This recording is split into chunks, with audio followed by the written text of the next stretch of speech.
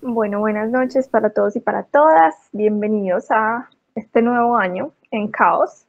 El año pasado estuvimos hablando de personajes en la astronomía y hablamos de muchos personajes. Hablamos de los griegos, hablamos de Hipatia, hablamos de Annie Job Cannon, de Henrietta Swan Leavitt, de Einstein y Vileva. Hablamos de, a ver, Newton, Galileo, Copérnico. Bueno, hablamos de muchos personajes desde la antigüedad, obviamente saltándonos algunos personajes importantes, pero en términos generales mencionamos como algunos de los más relevantes. Y quise como extender este tema de los personajes de la astronomía porque digamos que a partir de la época del siglo pasado, como por la época de Einstein más o menos, la época de la Primera, Segunda Guerra Mundial, hubo como meras revoluciones muy importantes en términos de astronomía, de cosmología, mucho. Entonces, hay varios personajes que son muy importantes y muy revolucionarios, sobre todo ya para la astronomía moderna. Entonces no quería dejar pasar como que nos quedáramos solamente en lo que alcanzamos a ver el año pasado, sino que pudiéramos ver con mayor detalle esos otros personajes súper importantes para la historia reciente de la astronomía, que finalmente es lo que hoy conocemos sobre el universo.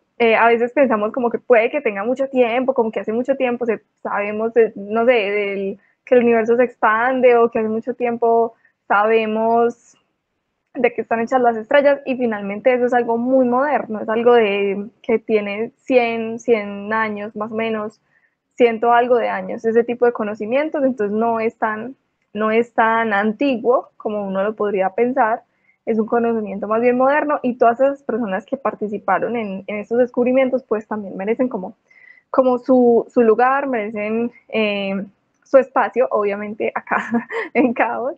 Entonces, este año veremos justamente los que vienen como después de Einstein. Veremos hombres, mujeres muy brillantes realmente que aportaron mucho en sus áreas, desde la parte observacional, desde la parte teórica, en diferentes cosas. Entonces, es chévere porque ya es un ejemplo también como más cercano a nosotros. Vamos a estar hablando de universidades que existen en la actualidad. Sí, de personajes que tal vez hayamos escuchado muy fácilmente en divulgación o incluso de personajes que tienen sus nombres en algunas cosas matemáticas que por ahí también hemos escuchado. Entonces se vuelve bien interesante. Bueno, también otra información importante es que estamos en el mes de la mujer y la niña en la ciencia, ¿cierto? O sea, realmente la fecha como oficial es el 12 de febrero, si no estoy mal, o el 11, no, el El 11, 11, el 11, 11. eso, gracias. Es el 11 de febrero, el Día Internacional de la Mujer y la Niña en la Ciencia. Entonces, claramente en Caos cada año celebramos el Día de la Mujer y la Niña en la Ciencia. Hubiera estado chévere que fuera hoy de pronto a hacer la celebración, pero creo que por tiempos queda mejor. En la próxima sesión, es decir, en 15 días, hacemos la celebración. Entonces, como lo hacemos cada año, vamos a tener invitadas que nos van a contar un poquito sobre ellas, sobre sus carreras, sobre sus actividades también por fuera de la universidad, porque nos interesa conocer cómo lucen esas científicas, tanto las que ya son científicas, ya son profes, ya o son ya astrofísicas de NASA, como tuvimos aquí a la doctora Amber, pero también es chévere conocer a las chicas que están en los primeros semestres, que también tienen proyectos aparte. El año pasado tuvimos aquí a Scarlett y a María Isabel, que nos estuvieron hablando sobre sus proyectos, pues aparte de la universidad, que ya tienen proyectos de divulgación muy bonitos, muy interesantes. Entonces, este año miraremos también mujeres de mi carrera que están haciendo otras cosas interesantes, ya más en el área investigativa. Entonces, bueno, ya sin más preámbulos, bienvenidos de nuevo a Caos. Entonces, hoy empezamos con dos hombres. Sí, es el mes de la mujer y niña en la ciencia, pero por cronología me tocó hacerlo de esta forma para no perder como el hilo, porque lo venimos haciendo como cronológico. Entonces, bueno, igual, este es un tema muy interesante, es un tema que he estado como estudiando bastante en estos días, ya por necesidades pues, como laborales, pero sí, ha sido bastante chévere este tema de la cosmología. Entonces creo que acá en Caos no hemos hablado demasiado del tema de la cosmología, entonces creo que es el momento perfecto para empezar a hablar un poquito a mayor profundidad de estos temas. Entonces, empezamos con Hubble, con Edwin Hubble. Los primeros años de Hubble, bueno, él es estadounidense, ¿cierto? A veces como que a uno se le olvida mencionar el tipo de cosas de procedencia de los científicos y eso, porque eso queda un poco en el aire, ¿cierto? Queda más marcado los trabajos que hizo la persona, claro que sí, la revolución que hizo, pero finalmente también el tema de la nacionalidad es algo que añade un poco de información sobre por qué estos personajes son como son, qué posibilidades tenían, digamos, en su entorno, en su país, ¿cierto? Porque es el caso de algunas científicas que emigraron de unos lugares a otros porque en ese momento no había, pues como la posibilidad de que las mujeres estudiaran en todas partes. Entonces, bueno, como que por eso es chévere también siempre mencionar de dónde son. Entonces, Edwin es estadounidense. Él nació en, si no recuerdo mal, es en Missouri o Mississippi. Ay, ya se me olvidó. Bueno, lo siento, no soy muy buena para geografía estadounidense. Y bueno, él nació pues en una familia normal, ¿cierto? Sus padres tuvieron como 5 hijos, más o menos, y su padre siempre quiso que él fuera abogado.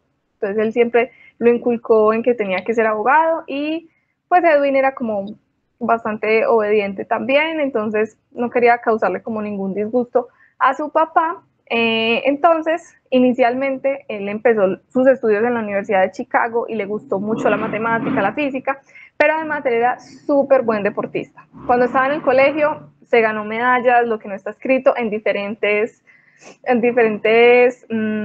deportes. Entonces, como en atletismo, ¿cuál más? Bueno, no me acuerdo, en atletismo, creo que en baloncesto, él era muy bueno y finalmente en la universidad pues también continuó como con ese destacado, con esa, ¿cómo decirlo? Con ese, no sé, espíritu deportivo, llamémoslo espíritu deportivo. Entonces, ya después de estudiar en la Universidad de Chicago, hacer como ese primer estudio en ciencias, o sea, él estudiaba matemáticas, física, eso termina siendo como un grado en ciencias, en ese momento se llamaba así, como en ciencias, y después de que termina allí en la Universidad de Chicago, esta es una foto pues de la Universidad de Chicago y esta es una foto pues real de Edwin en su época de universidad. Esta es una foto de los archivos de la Universidad de Chicago. Entonces este era él con el uniforme, creo que era de baloncesto, me imagino. O sea, realmente era algún deporte pero yo estoy segura que es baloncesto. Y bueno, esa es una foto real, 100% real de Hubble ahí en sus años de juventud. Luego, cuando ya se gradúa pues, de esta universidad, del pregrado, de la Universidad de Chicago, decide hacerle caso a su papá con el tema de estudiar para ser abogado y de allí se va a Oxford, se va a Inglaterra a estudiar en el Queen's College y allí estudia jurisprudencia. Entonces él realmente alcanzó pues como a estudiar también esto y además allí también empezó como a descubrir un poco que tenía amor por la lengua. Entonces también cogió como algunas asignaturas de lengua, le gustaba bastante. Entonces ya cuando regresó pues a Estados Unidos, estuvo ejerciendo un tiempo como profesor en un colegio, en el New Albany High School en Indiana. Y allí fue profesor de matemáticas, de física, de lengua y también incluso estuvo entrenando como a los chicos del equipo de básquetbol. Entonces, bueno, ahí va como ese recorrido inicial de Hubble. Luego, ya para hacer su posgrado, regresó pues a la Universidad de Chicago, pero con ayuda como de con ayuda de un profesor que tuvo antes durante el pregrado, empezó a trabajar, pues a hacer su posgrado en el observatorio Yerkes, que en ese momento era como un observatorio que estaba a cargo de la Universidad de Chicago. En la actualidad ya no está a cargo como de la Universidad de Chicago desde hace unos pocos años, pero por mucho tiempo pues fue así, entonces ahí estaba como la conexión entre el observatorio y la universidad. Y aquí está pues el nombre de su disertación, que se llamaba Photographic Investigations of Faint Nebula. Entonces, ¿el qué hacía?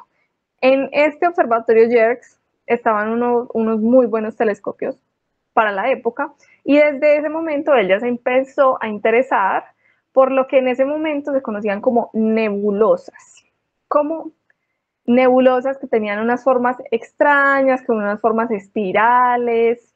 Entonces, hoy en día la palabra nebulosa se usa específicamente para las acumulaciones de gas y polvo, ¿cierto? En las cuales nacen las estrellas, o las que se forman después de que una estrella muere, ¿cierto? Que son los remanentes de supernova, o los remanentes pues, de la explosión de una gigante roja, como va a ser en el caso de nuestro Sol, ¿cierto?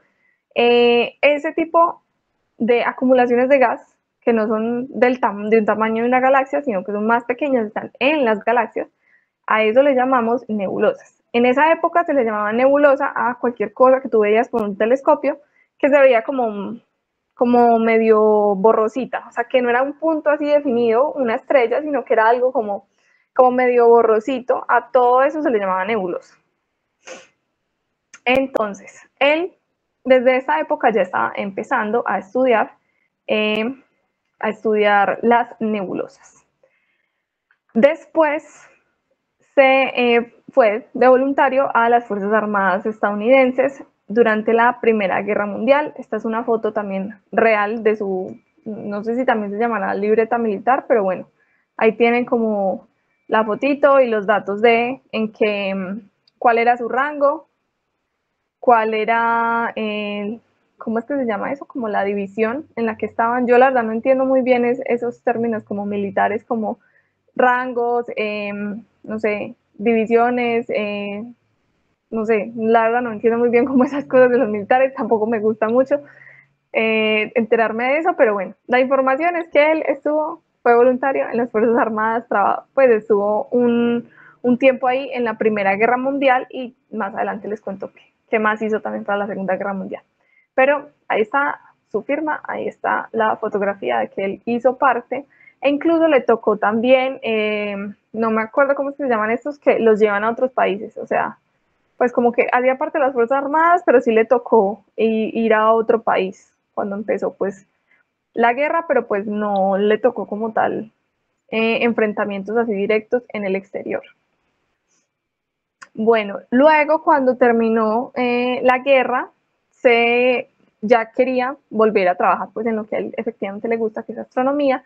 Bueno, y esto también es importante, y es que él volvió como a retomar su camino de la astronomía también después de que su padre murió, ¿cierto? Porque su padre siempre le insistía mucho en el tema de ser abogado, y pues él, como eso no le gustaba tanto, finalmente le hizo caso, pues, y estudió esto, pero pues él lo que le gustaba era definitivamente la astronomía, la física, la matemática.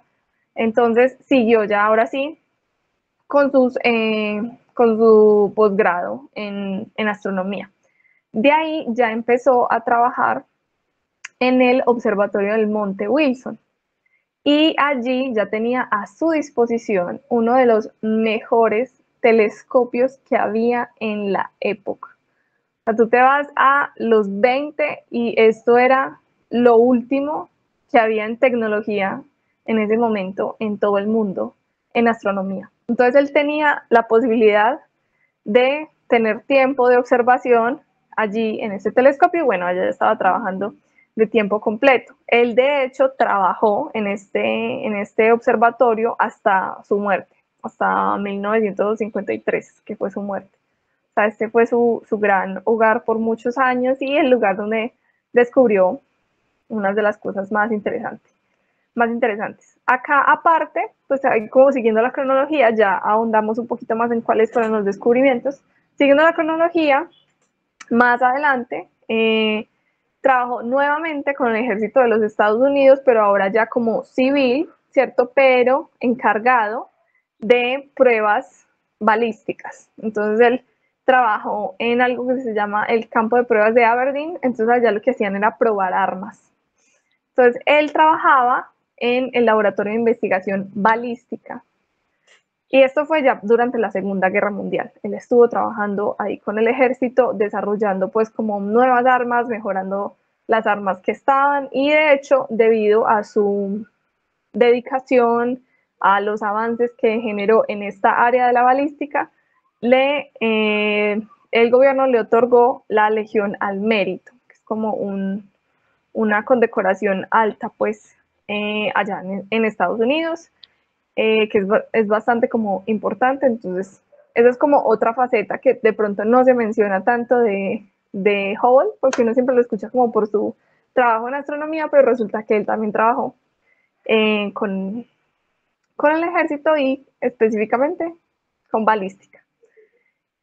Bueno, este es otro telescopio que él tuvo la posibilidad como también de hacer observaciones en él, y es súper interesante porque para ese momento, él ya estaba muy viejito, pero fue el primero en hacer observaciones en este telescopio, el primer astrónomo en hacer observaciones en el telescopio Hale, en el observatorio Palomar. Y es curioso, ¿cierto? Porque era el más revolucionario de la época. O sea, él tenía acceso al del Monte Wilson, que era una cosa espectacular, pero además cuando este surgió, o sea, cuando este estaba nuevecito, recién construido, él fue el primero en utilizarlo. Entonces él definitivamente tuvo como las herramientas allí para los mejores, o sea, de los mejores telescopios de la época. Entonces, ahí está. ¿Cómo? ¿Ubicado en dónde está? Este está en San Diego, si no estoy mal. California. Sí. Te confirmo. San Diego, California. Si no estoy mal. Sí, Observatorio. California. Monte Palomar. Sí. Sí, yeah. ¿Y todavía existe? Sí, yo creo que sí, todavía existe. Sí está en San Diego, sí está en San Diego. Sí, todavía existe. Todavía existe. Se puede ir a este observatorio en la actualidad. Pues no sé si todavía tendrán los telescopios más potentes como en esa época, pero sí, debe ser un lugar bien interesante pues como para visitar. Aunque también es probable que sea solo accesible para hacer investigaciones. Pues hay muchos observatorios que tienen muchas restricciones como para visitas que no sean investigativas. Tocaría averiguar, a ver qué tal ese observatorio. Bueno, y ahora sí, el apartado específico de descubrimientos. Entonces, resulta que en ese momento, estamos hablando de los 20, en ese momento todavía se creía que todo el universo entero era la Vía Láctea, ¿cierto? No se pensaba que habían otras galaxias muy lejanas, no, se pensaba que ya, solamente existía la Vía Láctea y punto. Y que esas otras cositas que les decía ahorita que les llamaban nebulosas hacían parte efectivamente de la Vía Láctea, o sea, lo que se pensaba hasta ese momento. Pero ahí es donde viene el gran trabajo, bueno, uno de los grandes trabajos de Hubble, y es que él, con ese telescopio, el telescopio Hooker, ese es el que está ubicado allá en el Monte Wilson, en una de las cúpulas del Monte Wilson, utilizando que era lo último en esa época, se dio cuenta que era posible medir la distancia a esas nebulosas, a esas llamadas nebulosas, utilizando el método que desarrolló otro de los personajes que hemos tratado acá en Cabos, y es la maravillosa Henrietta Swan-Leavitt. Ella encontró que era posible calcular distancias utilizando el periodo de variabilidad de las estrellas cefeidas. Hay unas estrellas que son variables, quiere decir que su luz cambia de manera periódica. Digamos, hoy brilla así, pongámoslo simplemente como si fuera tamaño. Entonces hoy está de ese tamaño aparente brillando la estrella. Y en 8 días está así, más pequeña. Y luego en 8 días vuelve así. Esos periodos de variabilidad tienen una relación directa con el brillo intrínseco de esa estrella. Entonces, cuando nosotros ya sabemos el brillo intrínseco que tiene que tener la estrella dependiendo su periodo, por esa relación que encontró Henrietta, esas estrellas nos sirven como algo que se llama candela estándar. Es decir, si yo tengo un foquito acá y yo sé exactamente cuánto brilla ese foquito, si yo lo alejo por la caída en el flujo que me llega a mí de luz, me voy a dar cuenta, o sea, voy a ser capaz de calcular qué tanto alejé ese foquito, porque yo ya conozco intrínsecamente la energía que tiene ese foquito. Entonces lo que se hace con estas variables cefeidas es como eso, como, yo ya sé qué tanto debe brillar y si la estoy viendo con este brillo, entonces es porque está a esta distancia. Esa es la forma en la que calculamos una gran cantidad de distancias en astronomía, muchas. Y este fue el método que utilizó Edwin Hubble para calcular la distancia a esas nebulosas espirales. Y se dio cuenta que esas nebulosas estaban demasiado lejos, demasiado lejos como para estar en nuestra propia galaxia, porque el tamaño de la galaxia, de hecho, estaba por ahí siendo medido por varios científicos también. Harlow Shapley fue el primero que le hizo como una medida más exacta al tamaño de nuestra galaxia, y pues llegó Hubble y dijo, mis mediciones me dan que esta nebulosa, la nebulosa de Andrómeda, está a 2 millones de años luz. ¿Y cómo va a ser algo que esté a 2 millones de años luz si la galaxia, nuestra galaxia, mide de diámetro 100.000 años luz? O sea, no es posible. No es posible. Entonces ahí fue que ya se empezó a decir, ok, parece ser que nuestra galaxia en realidad es separada, es como un universo isla aparte de otros posibles como universos isla que en realidad son las galaxias. Me refiero a universo isla porque esto es una idea que ya desde 1700 algo había tenido Immanuel Kant, pero pues claro, él era, digamos que su área no era la astronomía, no era la astrofísica, entonces él hizo esta propuesta desde sus conclusiones pues que hizo pensando, ¿cierto? No tanto con observación, entonces nadie le había hecho como mucho caso.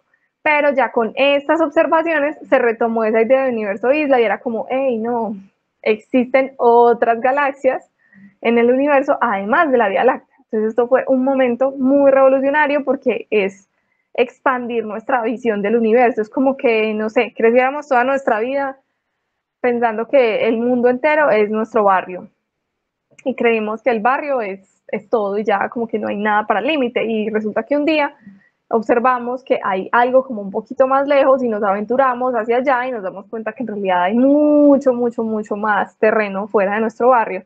Esto es básicamente la revolución que generó Edwin Hubble en su momento, utilizando, claro que sí, la técnica de Henrietta Swan-Leavitt. Siempre hay que mencionarlo porque si no hubiera sido por esta técnica que ella desarrolló, pues Hubble no hubiera sido capaz de llegar a estas conclusiones y en ese momento puede que no supiéramos qué tan grande es nuestro universo, porque realmente las distancias que se pueden medir con otros métodos, con paralaje, por ejemplo, son más cortas, son mucho más cortas. Entonces, este método es muy importante.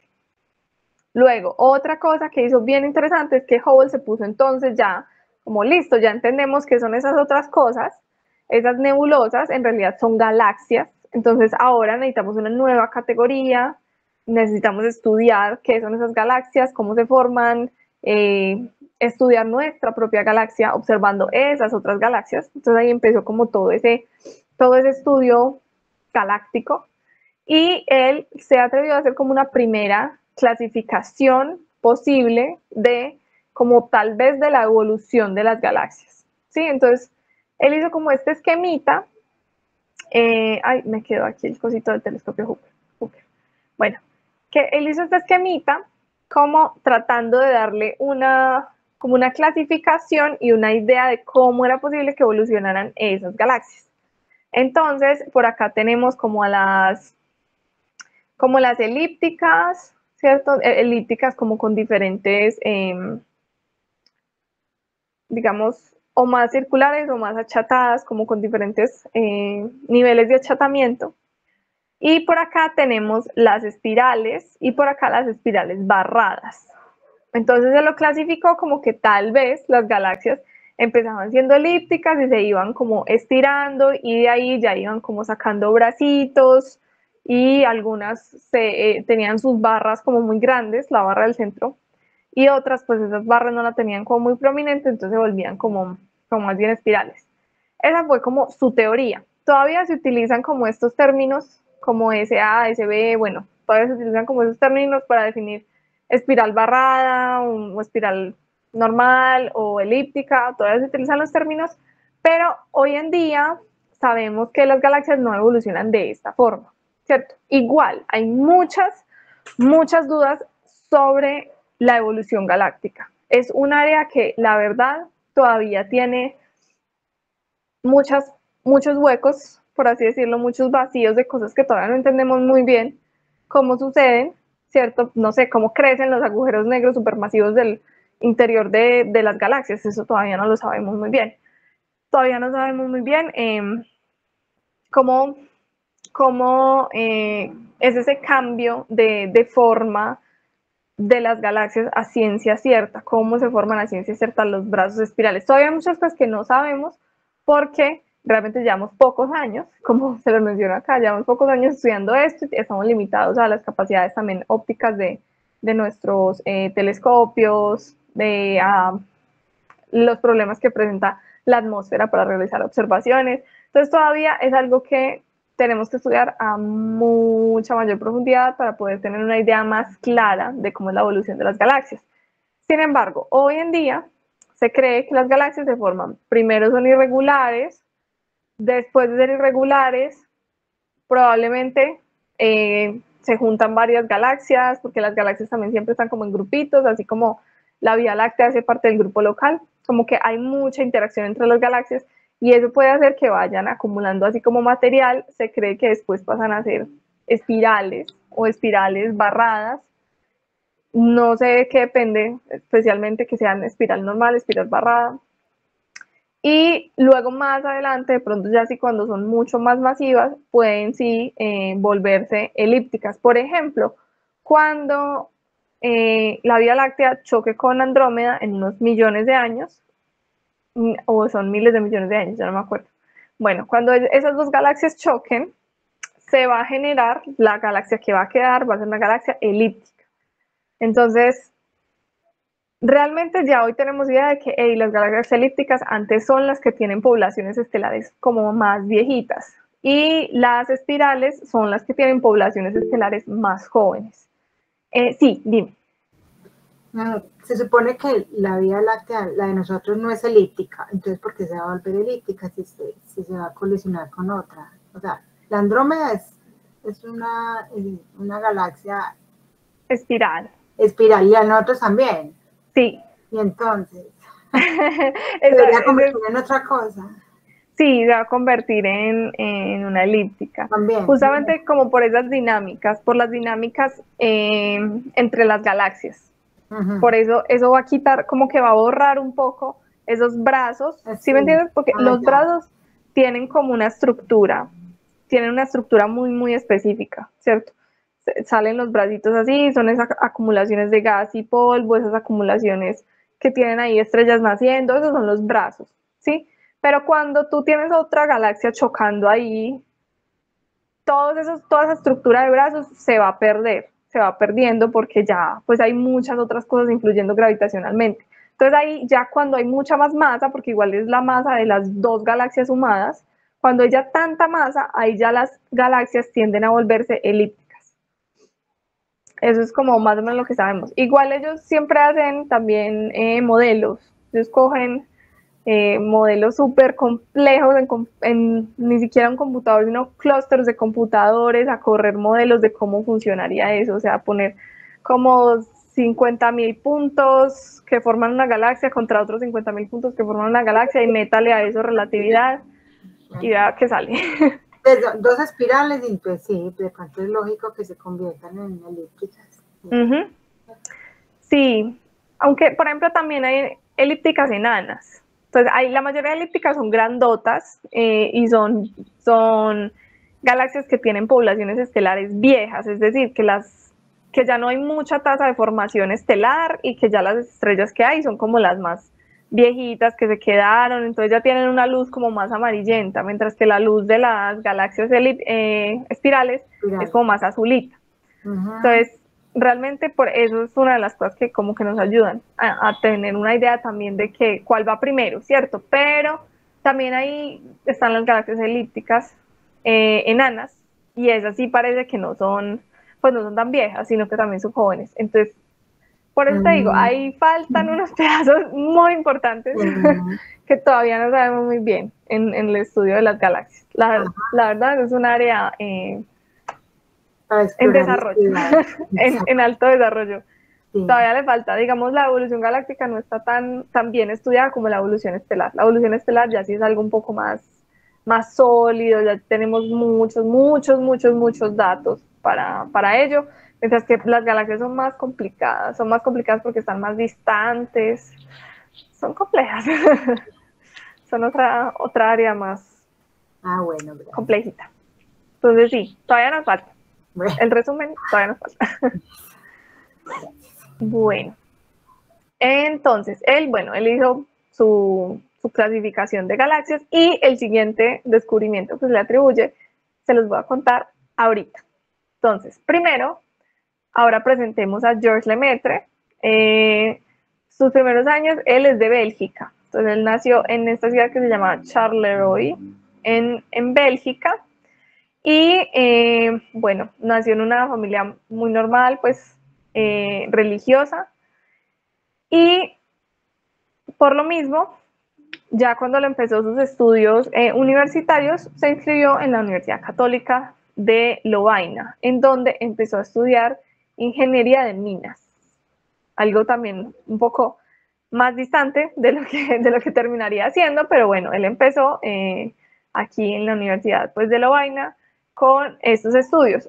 Pero resulta que ahí llegó nuevamente Primera Guerra Mundial, y él también prestó servicio militar, igual que Hubble. Entonces esta es una fotografía de Georges Lemaitre y su hermano con el uniforme, pues ya siendo soldados en la Primera Guerra Mundial. Bélgica. Entonces Bélgica pues estaba, creo que él participó en varias batallas contra Alemania, si no estoy mal. Y bueno, por su servicio militar, él era como que también muy destacado, un militar muy destacado, y fue uno de los 5 soldados de su rango, que yo no entiendo muy bien eso de rangos, entonces si alguien lo sabe me lo explica, pero como que de su rango, que no era tan alto, pues él se ganó una medalla, que era como la Cruz de Guerra, si no estoy mal, se la ganó y se la dio directamente el rey. O sea, el rey se la dio directamente a él, así, su condecoración. Entonces también era bastante como respetado en estos ámbitos militares. Él iba como a subir de rango, él llegó como hasta cierto rango, pero tuvo como un incidente también como de subordinación, porque como él amaba la matemática, una vez les estaban explicando como algo de una libreta, pues como de una guía, de unas instrucciones sobre algo, y tenía como había un error matemático como en la cartilla, que era algo balístico, y había como un error matemático, y él pues se puntualizó como a su comandante, o no sé cómo se llama en ese rango, y eso se consideró subordinación, entonces por eso no le, digamos, como que no subió a rangos más altos, pero realmente él fue como muy destacado también en esta área. Después de que terminó la Primera Guerra Mundial, volvió a casa y volvió a retomar pues sus estudios, pero ya no quiso seguir con ingeniería, dijo definitivamente no me gusta la ingeniería de minas, y allí empezó a estudiar física y matemática en el Instituto Superior de Filosofía, que también hacía parte pues como de la Universidad de Lovaina. Entonces allí ya empezó pues más dedicado al tema de la ciencia. Y de hecho se graduó pues de un título en ciencias. Luego empezó también su formación religiosa, que eso es algo también bien importante. Georges Lemaitre fue sacerdote y científico. Entonces es algo como que normalmente se ven como cosas muy separadas, pero aquí no lo están. Andy, claro, cuéntanos. No, pues como para que, no, sí, pues hacer como una anotación de que fue muy teso porque pues ser religioso y ser científico y es como muy controversial eso de que la religión y la ciencia no se mezclan, pues me pareció como muy teso en ese aspecto. Sí, sí, realmente sí, tienes toda la razón. Eso es un equilibrio muy complejo, muy complejo de manejar y también, pues, teniendo en cuenta que mmm, como el área específica que él trató, él habla de cosmología, ¿cierto? De cómo surgió el universo, de cómo se comporta el universo como un todo. O sea, eso es otro nivel de complejidad. Si tú estudias evolución estelar y también eres, no sé, un sacerdote, de pronto puede ser más entendible porque no estás yendo como tan directo a meterte en cosas que, no sé, contra la teoría que tiene la religión del funcionamiento del universo o del origen del universo, ¿cierto? O sea, él se metió justo en el área más compleja o en más distancia entre la ciencia y la religión. Entonces, sí tuvo que mantener un equilibrio ahí muy complejo. Pero él era, yo no sé, muy teso realmente. Entonces, por ejemplo, sí se siguió formando súper bien también en su parte religiosa, entonces él hizo todos los votos de, pues, que se tienen que hacer cuando se es sacerdote, que de pobreza, de castidad, de, ¿qué es lo otro? Son como tres. No, bueno. Ni idea. Yo sé Ya que no, son de pobreza y castidad, yo no sé mucho. sí, hay como otro, pero bueno, no sé, esos tres, entonces él sí mantenía, pues sí, era completamente activo también en su parte religiosa, o sea, él también sí ejercía como tal. Entonces ya ahí se formó en la Arquidiócesis Católica Romana de Mechelen, Bruselas, que es esta maravillosa obra arquitectónica de acá, y justo cuando se estaba formando como sacerdote, es una cosa súper contradictoria, en su tiempo libre se dedicaba a estudiar la teoría de la relatividad.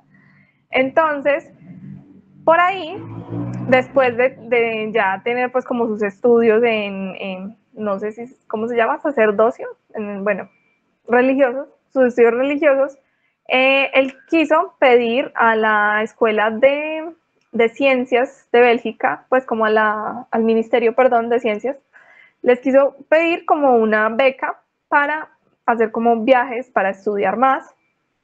Y allí, como para aplicar como a esta beca, como a este dinero para el viaje, hizo como una tesis sobre la posibilidad de una constante cosmológica, o sea, un estudio de cómo la teoría de la relatividad de Einstein concluía o requería de una posible constante cosmológica que explicara como la expansión del universo. O sea, porque básicamente lo que él estaba diciendo con esta tesis que hizo era que en concordancia con algo que otra persona ya había estudiado, Friedman, decía que la teoría de la relatividad de Einstein no podía admitir un universo que fuera constante, ¿cierto?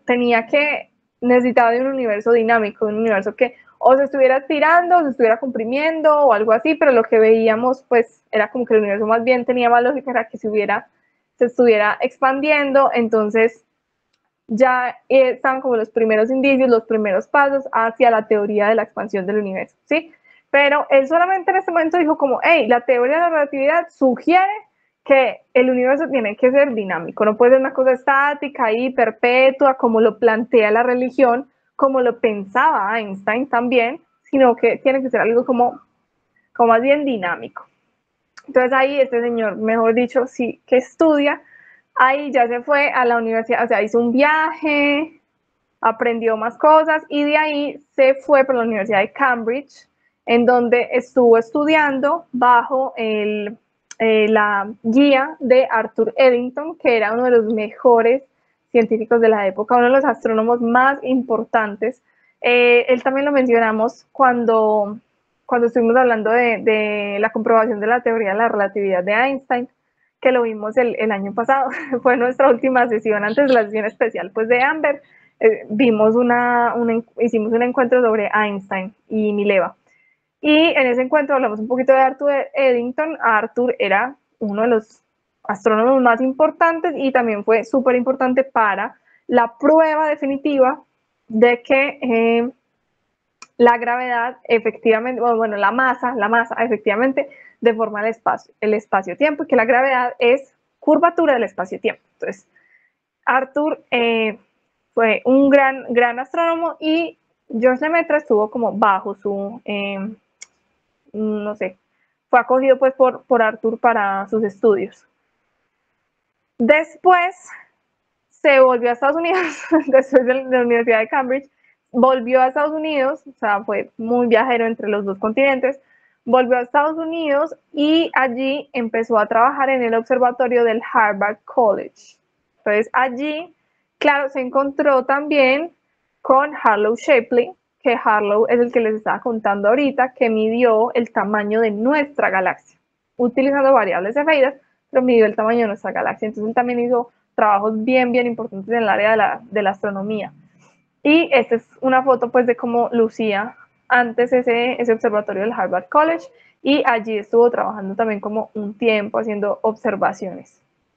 Luego se inscribió en el MIT, en el Massachusetts Institute of Technology, y empezó como sus estudios, que él quería hacer otro doctorado, o sea, él ya tenía su doctorado de acá, de Cambridge, ya estaba trabajando aquí, en investigación en el observatorio de Harvard, pero igual quería hacer otro doctorado porque hay gente muy juiciosa y muy dedicada que ama mucho el estudio. Entonces, bueno, se inscribió en el MIT. Eso me parece súper interesante porque o sea, como que pasó por las universidades como más importantes prácticamente, sí, más relevantes en este momento en el mundo, el MIT, Harvard, en Inglaterra, Oxford, Cambridge, todo. Entonces, bueno, era definitivamente muy brillante. Y empezó en el MIT, pero de ahí se regresó para Bélgica y volvió a su universidad, a la Universidad Católica de Lovaina, a trabajar como profesor. Entonces ya estaba dando pues matemáticas y física.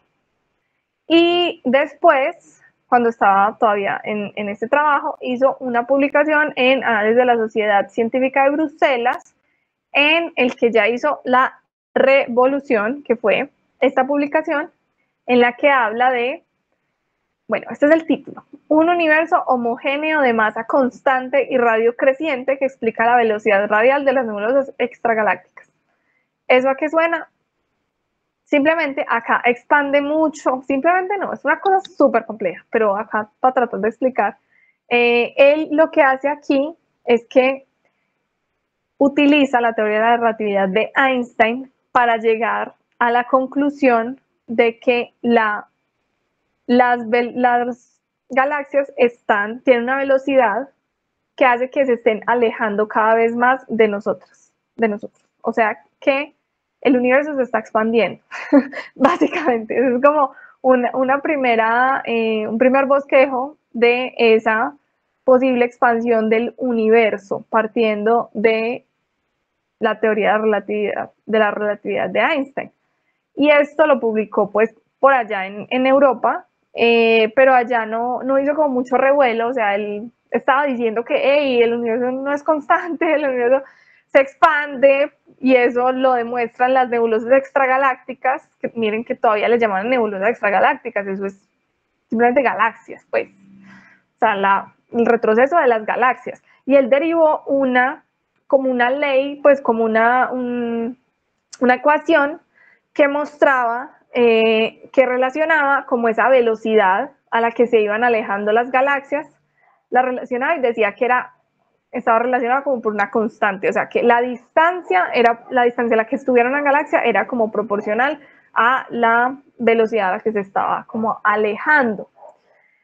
Esto fue en 1927.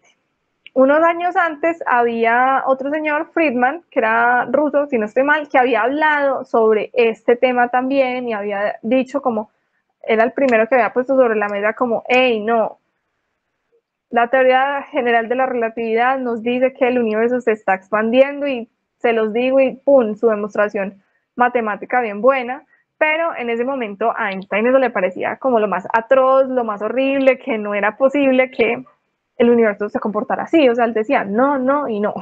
Einstein ya estaba en un punto que simplemente decía, yo creo que el universo es eterno, constante, inmóvil y así es, y no estaba aceptando en ese momento pues como nada y a nadie que le dijera que el universo se expandía. Entonces este otro señor pues hacía unos añitos ya se había muerto y nunca pudo pues como defender así muy bien su idea y sus conclusiones y todo su trabajo matemático.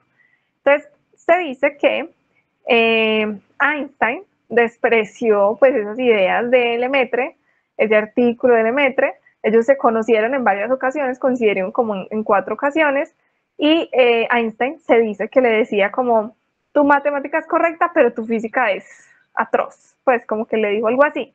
No me acuerdo exactamente cuál fue el adjetivo que usó, el adjetivo calificativo que usó, pero básicamente le dijo como, o sea, sí, matemáticamente eso tiene sentido, pero físicamente no estás entendiendo nada. Básicamente le dijo eso a Lemaitre, pero pues Lemaitre dijo, bueno, ya, pues, ok, piense lo que quiera, yo tengo mi teoría. Y él simplemente dejó como eso ahí y él siguió muy enfocado pues en sus estudios y de hecho luego se graduó del MIT, o sea, súper teso. Después de hacer esta publicación y todo, volvió al MIT y se terminó graduando de ahí con un estudio sobre otra cosa, o sea, el man era muy, muy dedicado.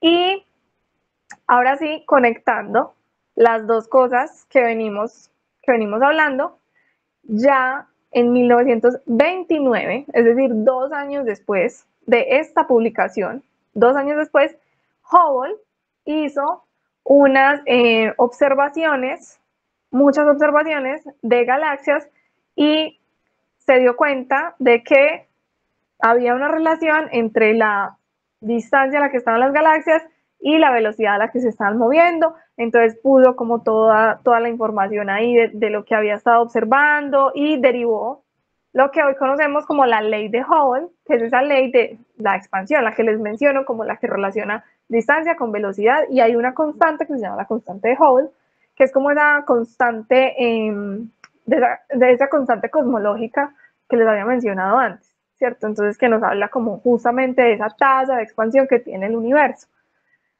Entonces, Hubble publicó, ¿cierto? Todo súper bien y qué revolución se formó en todas partes, como no, mejor dicho, ya lo más comprobado.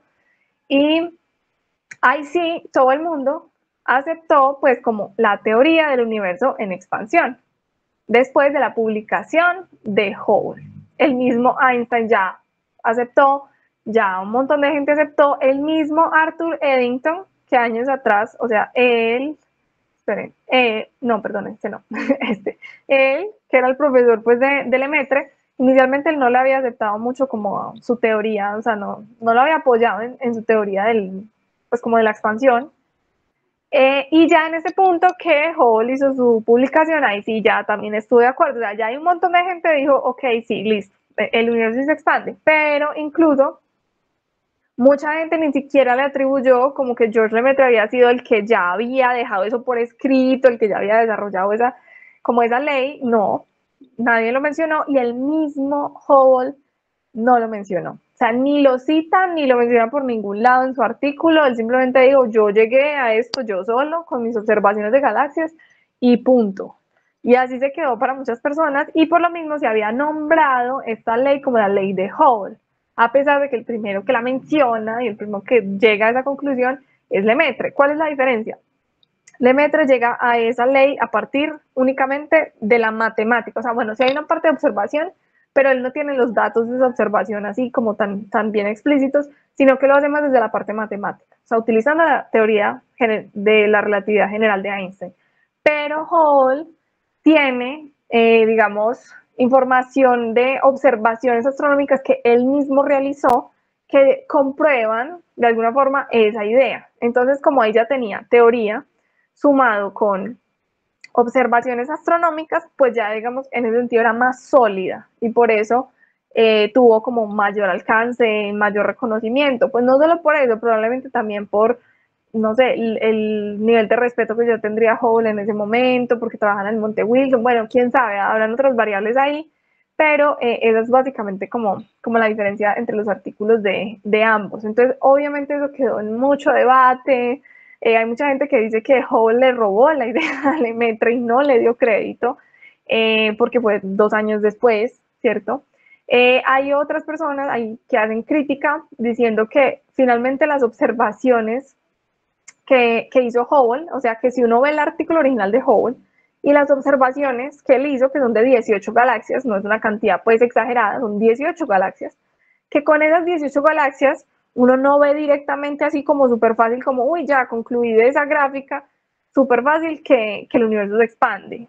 No, entonces decía, como que hay alguien que debate, un científico que debate que probablemente Hubble ya sabía a qué era lo que tenía que llegar. Entonces más bien fue como que ajustó, o sea, ya sabía cuál era la teoría y entonces trató de darle solidez como con las observaciones astronómicas, pero no es posible que haya llegado él solito, desde solo las observaciones astronómicas, a esa conclusión de la ley de Hubble.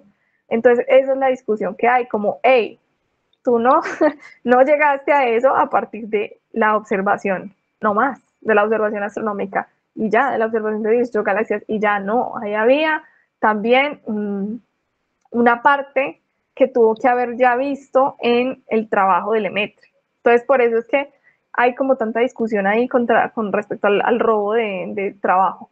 Y entonces, por lo mismo, en el 2018, la Unión Astronómica Internacional decidió, bueno, pongámosle fin a esta cosa.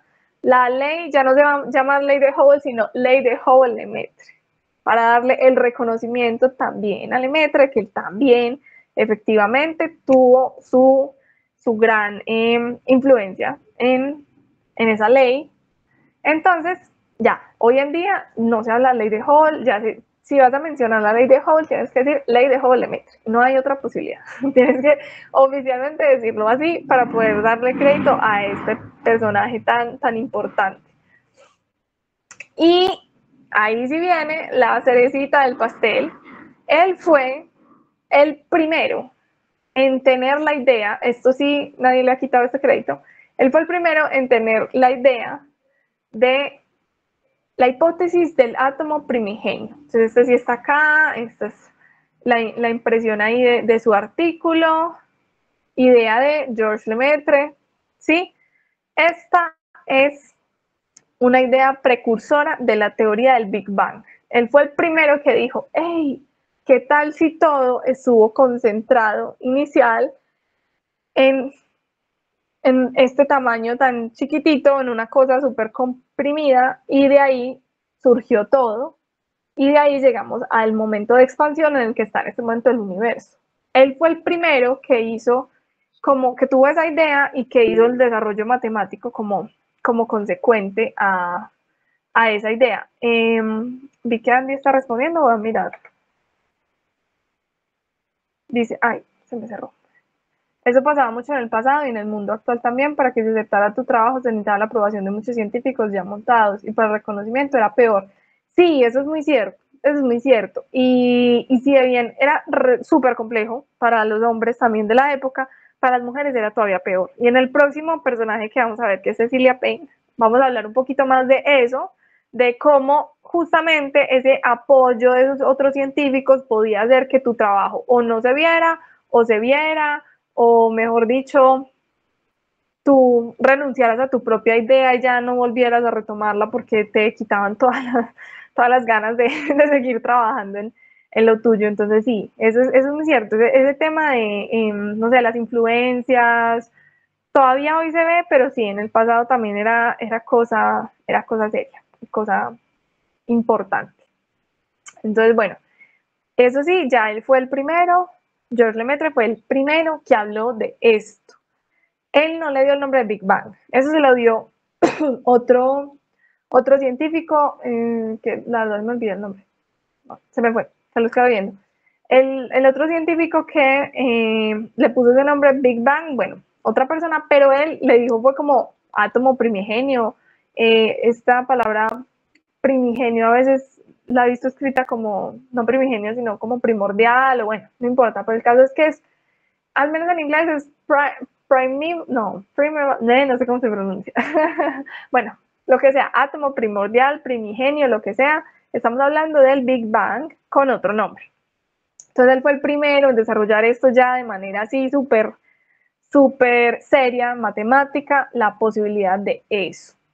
Ya luego, él también se dedicó a estudiar los rayos cósmicos porque él decía que los rayos cósmicos podían ser como especies de fósiles, como de fósiles cosmológicos, es decir, que fueran partículas que justamente nos servían para estudiar el pasado del universo, que tal vez fueran como esas cosas que quedaron de el Big Bang y que son como de pronto partículas que siguen por ahí interactuando con todo en el universo, pero que tal vez son esas partículas que quedaron, digamos, son así o provienen de justamente ese primer momento del Big Bang. Entonces, ese fue otro estudio muy serio que hizo él, muy bueno que hizo él sobre los rayos cósmicos.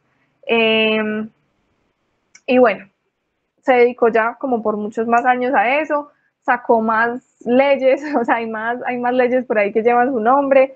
Hay algo que se llama como la métrica de Lemaitre, Friedman, Gamow, no sé qué, bueno, un montón de científicos que ya es la métrica que describe como esa expansión del universo. La métrica es como una base matemática sobre la cual se desarrolla una teoría, ¿cierto? Entonces, esa métrica es la que ya se utiliza hoy en día en cosmología de manera más seria y ahí está, claro que sí, el nombre de Lemaitre. Y ahora sí, ya no Lemaitre versus Einstein, ya Einstein dijo, ah, no mentís, ya me caes bien.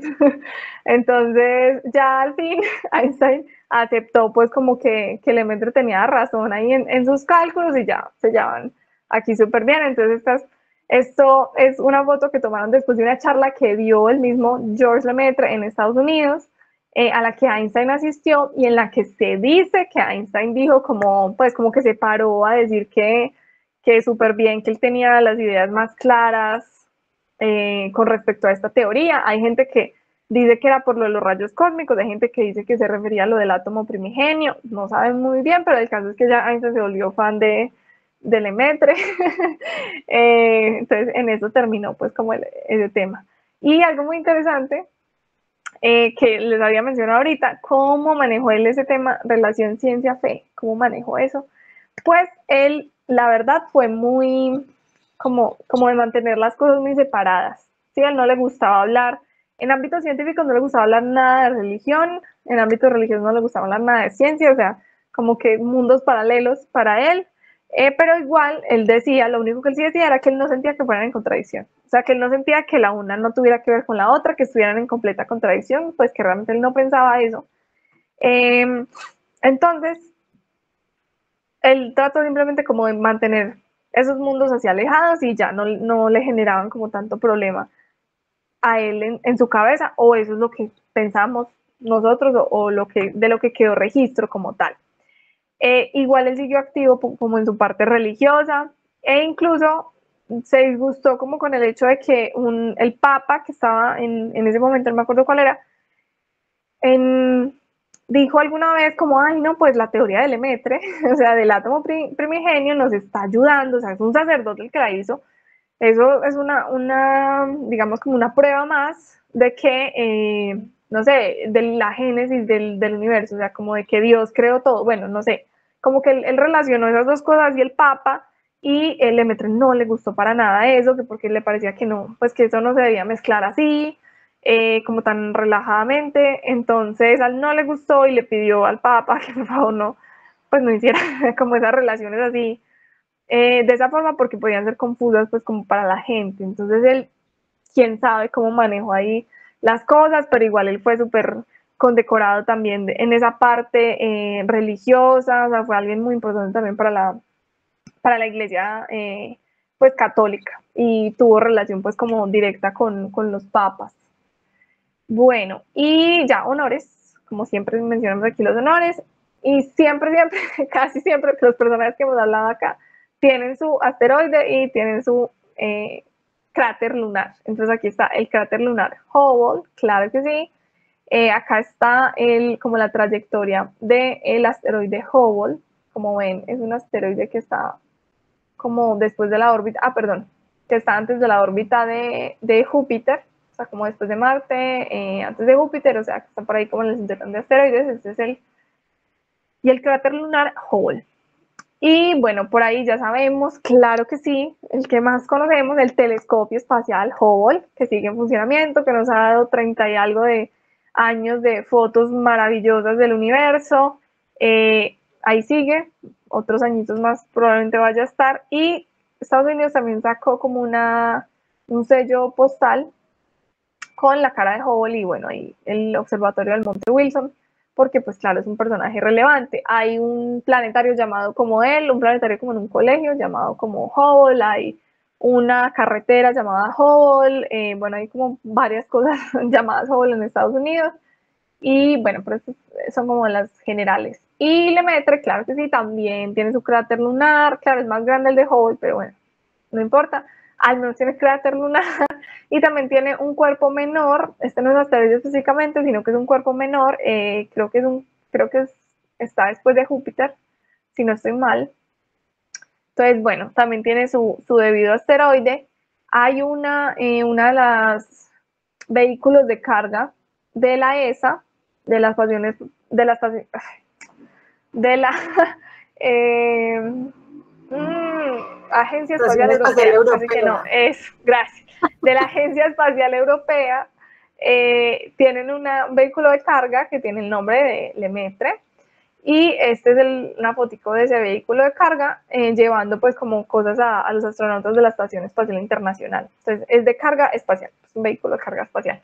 Y otra cosa, la métrica que les mencionaba ahorita, y como la métrica de Lemaitre, no sé quién, como 50 nombres ahí, bueno, no, en realidad son 5 nombres, los que hacen parte de esa métrica, y hay por ahí como otras 2 leyes que tienen su nombre, que fue los trabajos posteriores que hizo como en temas de rayos cósmicos. Entonces, él siguió estudiando y siguió publicando, ese hombre le encantaba el estudio.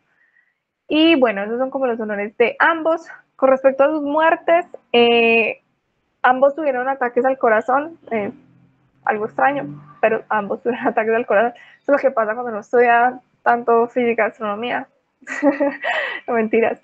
No sé, quién sabe, porque ambos tendrían lo mismo.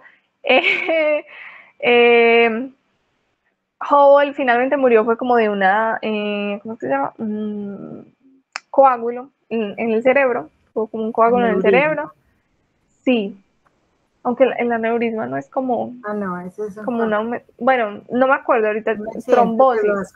Okay. Yo creo que sí, creo que es accidente cerebrovascular, de eso murió Hubble.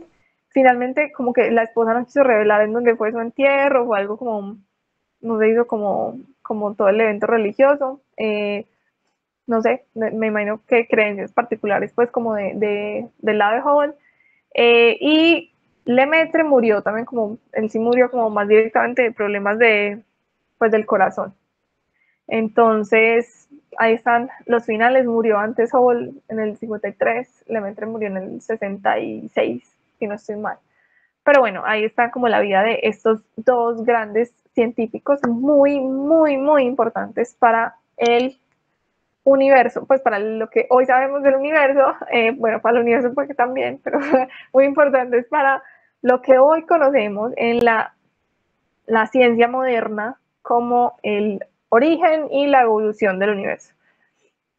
Entonces, a ver, Andy nos dice acá, qué curioso, ¿no? Ambos murieron con enfermedades cardiovasculares. Eso era común en la época. No sé, la verdad no sé. Puede que sí, o puede que sea, no sé si ustedes han visto eso, que es como un intro de un libro, realmente es un intro de un libro de física, no me acuerdo si es de física, si es electromagnetismo, no me acuerdo de qué, y es un intro de un libro que dice como, no sé quién que estudió esto, murió por su propia mano, pues como se suicidó. Luego otra persona que más años después trabajó ese mismo tema también se suicidó. Ahora vamos nosotros a estudiar este tema, pues un intro de un libro así se los queda viendo. Como súper traumante, como para no decir, bueno, no, súper, sí, las personas que se han dedicado a estudiar esto se terminan suicidando, ¿no? Entonces, súper bien, con mucho ánimo empiezo yo a estudiar esto. Bueno, les quedo viendo esa imagen que es muy chistosa, pero, o sea, alguien de verdad, un físico, un autor de un libro quiso poner esa frase así, ay no, qué maldito, pero bueno, quién sabe cuál es la relación, quién sabe si sea bueno para el corazón estudiar estas cosas, pero no, quedará para siempre el misterio de cuál es la razón por la que ambos tuvieron problemas de corazón. Tal vez sí era común, no lo sabemos. Bueno, preguntas, comentarios, sugerencias, cualquier cosa. Interesante todo. No conocía muchas cosas de Hubble, me parece interesante. Que haya hecho tantas cosas, ¿no? Sí, por ejemplo, esa historia militar de ambos, yo no tenía idea, nunca había escuchado nada de eso. Y no sé que Hubble también participó como en investigaciones balísticas. No, tampoco tenía ni idea, la verdad. Pero bueno, muy interesante. Andy, ¿vas a decir algo? No, sí, muy interesante pues como conocer sobre ambos científicos porque pues uno los escucha en el medio como científicos, pues sí, astrónomos, pero saber que uno tuvo como un pasado religioso, también tuvieron un pasado militar, fue como, sí, muy interesante indagar un poco más en las vidas de ellos. Sí, sí, la verdad sí es interesante. A mí me ha gustado no sé, esta temática de caos de los personajes porque le abre a uno un poquito como la mente a pensar que los científicos no todos lucen como Einstein y no todos tienen las historias de Einstein y no, porque en la cultura popular como que uno piensa científico y tú pones científico en Google y te sale la imagen de Einstein, y te salen científicos de batas y el pelo así, te salen cosas como muy específicas, como una idea del genio loco que no sé qué, y es muy chévere poder ver la realidad de estas personas que son personajes grandiosos que influyeron muchísimo en esta ciencia que amamos, que es la astronomía, pero ver como su historia de vida, como hey, las cosas no son lineales, no es como que tú siempre quisiste la carrera de tus sueños y lo hiciste y fuiste el mejor y el primero y no sé qué, sino que algunos de ellos se dedicaron a otras cosas por un tiempo, tenían otras pasiones como, no sé, Annie John Cannon amaba la fotografía, sí, como que hay otras vidas más allá de la ciencia y no es un camino lineal, algunos de ellos tuvieron que trabajar por momentos en trabajos que no les gustaban, algunos fueron profesores sin quererlo, entonces eso es bonito y eso es interesante también, como saber que en sí los caminos no son de nadie, son una cosa como que inicio, no sé, desarrollo y ya la meta más grande, no, las cosas no son tan directas, la vida tiene muchos altibajos, muchos problemas de salud, de lo que sea, de dinero, de un montón de cosas y es bonito poder ver que aunque todas esas personas también tuvieron problemas como todos nosotros, llegaron a tener igual, a aportar un montón en la ciencia y eso es algo como que considero yo que es muy, muy, muy valioso y por eso me gusta hablarlo acá. Entonces espero que a ustedes también les genere como un poco esa sensación. Bueno, no siendo más. Excelente. Bueno, entonces quedamos pendientes de varias cosas. Sí. Nos mandas de pronto el enlace de estas investigaciones, ¿no? Claro que sí. Sí. Queda pendiente para enviar. Entonces, ya dentro de 15 días para celebrar el Día Internacional de la Niña y la Mujer en la Ciencia. Sí. Y súper importante. Pendientes del telescopio. Ahí lo iremos organizando con paciencia. Y sobre todo que no ha habido tantos eventos astronómicos estos días. Bueno, es verdad, sí, hay mucha observación planetaria y eso. Bueno, hay que mirar si podemos pronto. Sí, vamos revisando agenditas. Bueno, entonces, noche. Gracias.